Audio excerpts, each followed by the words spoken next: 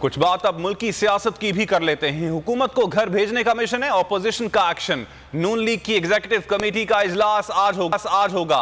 जरदारी बिलावल मुलाकात और अदम एतमाद की तहरीक पर गौर होगा।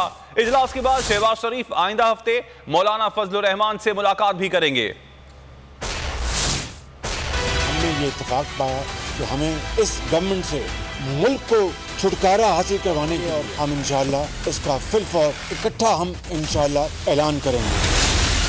तो इमरान को हमें निकालना है, अवाम का मुतालबा की बात है, और वहाँ तक तो मुस्लिम लीग नून हो, पाकिस्तान पीपल्स पार्टी हो, हम सब पेज पे हैं।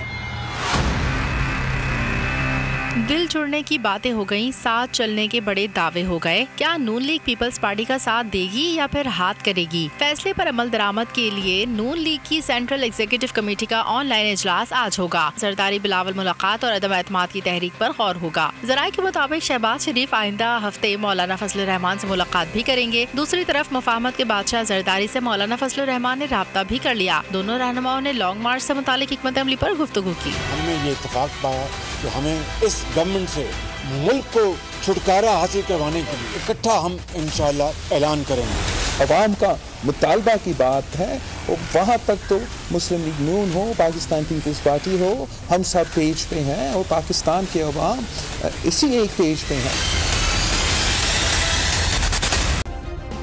सब्सक्राइब करें और बेल दबाएं ताकि कोई खबर रह न जाए।